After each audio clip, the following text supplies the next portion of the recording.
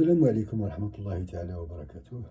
لا شك أن كل واحد فينا شاف المنظر الكئيب، منظر اللي ما كانش كلمات حتى نوصفوها بها.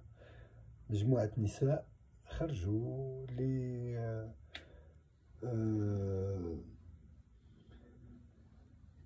لا حول ولا قوة إلا بالله العلي العظيم.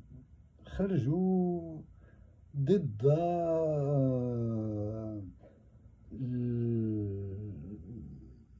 وجود KFC في الجزائر، فتح فرع KFC في الجزائر. وبطبيعة الحال شرطة اللقطاء، شرطة منعدمي الشرف، شرطة الكلاب المتشردة، الكلاب الضالة، الكلاب المتوحشة، شرطة العار. وهذه الشرطة اللي ما تخليش ولا فرصة، ما تخليش ولا فرصة أنها تثبت للجميع أنها شرطة منعدمي الشرف، مؤسسة كلمة شرف لا تعني لها شيء. وكل من ينتمي إلى هذه المؤسسة إنسان لقيط، ما عندهش أصل يحشم عليه، ما عندهش فصل يحشم عليه، وإلا مستحيل أن يقبل ينتمي إلى هذه المؤسسة. ترميهم باللاكريموجين، ورانا شفنا على كل حال المأساة. الغريب في الأمر مش اللقيط، مش الكلب اللي كان يرمي النساء باللاكريموجين، كل الكلاب اللي معاه واللي ما فيهمش ولا واحد فيه نخوة، برك ريحة النخوة، انه يحكمه قال واش راك دير، علاش راك تقيسهم باللاكريموجين هادو النساء؟ علاه؟ لخاطر جاو يرفدوا شويه من الا بقات عندنا عفه. على كل اثبتوا هاد الفتيات وهاد النساء باللي ارجل من الملايين من الجزائريين، يمكن منهم حتى انا. نحن من ندعي نصرة فلسطين، ما نصرناش حتى كمش انت انسى تدوروا عليهم كمش كلاب صاعرة، ما نصرناهمش. وفي بلادنا تنصر فلسطين في الكذب. ودليل على أن الحكومة الجزائرية، النظام الجزائري في خطى ثابتة نحو التطبيع مع إسرائيل، التطبيع مع الكيان الصهيوني الغاصب القاتل النازي. ليس بالضرورة أنه تكون عندك علاقة يعني وطيدة وعلاقة مباشرة مع الكيان الصهيوني. علاقتك مع كل من يساند هذا الكيان ويمول هذا الكيان هي كذلك علاقتك مع الكيان. في ظرف اللي رانا عايشين فيه، وين إخواتنا في غزة يقتلون بأبشع الطرق، بأبشع الطرق، إنسان اللي الإنسانية عامة ما قابلتهاش. وإحنا النظام الجزائري يجيب KFC ويحطها في الجزائر، ويعطيها حق التعامل في وسط بلاد 1,500,000 شهيد، بلاد التي لطالما ادعت أنها مع فلسطين ظالمة أو مظلومة. أين الوقوف مع فلسطين ظالمة أو ظالمة؟ ها هي فلسطين مظلومة، ونحن نزيدها ظلما عن ظلم بأموالنا، بأموال. وكل من يذهب إلى هذا المتجر، هذا متجر النظام، متجر الكيان الصهيوني، هذا إنسان يعيد حساباته في الإنسانية نتاعه، ناهيك عن الدين نتاعه، هو لا يهمنا، في إنسانيته. هذا إنسان ليس ببشر، هذا إنسان أقل ما يقال عنه أنه حيوان. وحيوان يعني وكأننا زدناه فضلا عن فضل. ولكن هل أصبح شك أن النظام الجزائري نظام مطبع بطريقته الخاصة، بطريقته الكاذبة ويبيع لنا في الأوهام. ونحن أصبحنا مانيش عارف أنايا، يمكن الذل جعلنا نتغطى بالسذاجة. الذل، كيف نقبل على أفراد نساء وبنياتنا خواتاتنا ماتنا أنهم يعاملوهم بهذه الطريقة البشعة في وسط فوق أرضنا مع ومن يعامل مؤسسات من المفروض أنها مؤسساتنا.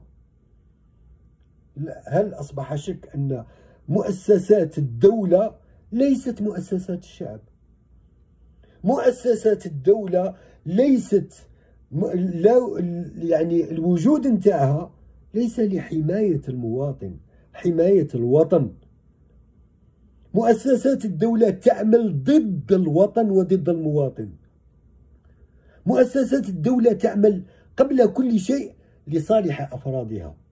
أفراد كلاب اللي لازم كي تعطيهم عظم يموتوا على العظم، يموت باش يدي العظم هذا، يموت خالص، حتى ولو كان على حساب الشرف نتاعه راه خالص، حتى ولو كان على حساب وطنه راه خالص، عندهاش مشكل. حتى ولو كان على حساب النخوة، واش من نخوة يا راجل، راه خالص.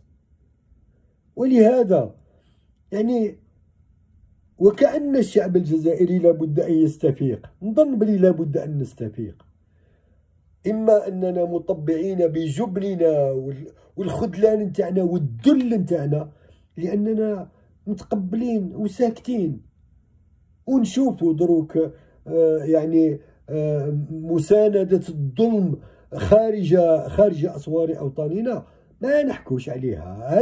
هذه أكبر منا بكثير. هذا غير الدفاع ورفض الظلم وسط أوطاننا فوق أرضنا. وأي ظلم؟ نساء تظلم من طرف المؤسسة بأكملها، وكل من ينتمي إلى هذه المؤسسة منعدم الشرف. من يسمي نفسه شرطي غير يزيد أمام شرطي لقيط، ما عندهش نسب، ما عندهش أصل يحشم عليه، ما عندهش عرض، ما عندهش اسم، ما عندهش هوية، الأصل نتاعه مفقود، ما عندهش أصل يخاف عليه يحشم عليه، ما عندهش ذمة. وإلا ما أنت تروح تاكل الحجر ولا تنتمي إلى هذه المؤسسة. وهنا دليل يعني واضح على أن الفرد في هذه المؤسسة ما عندهاش قيمة، لا قيمة له. أفراد هادو نعتبرهم مرتزقة يعني مع الواقف. لو كان بغل شكون يصرف عليهم؟ هذاك هو ولي نعمتهم، هذاك هو رجل أمهم، هو اللي يوكلهم، هو اللي يخلصهم، هو اللي يخدمهم، لا أكثر ولا أقل. ما عندهمش آباء معروفين. ولهذا الانتماء إلى هذه المؤسسات هو انتماء للخسة، انتماء للخسة لا أكثر ولا أقل. ومرة أخرى كل من يتباهى بنصرة فلسطين والنظام الجزائري معه و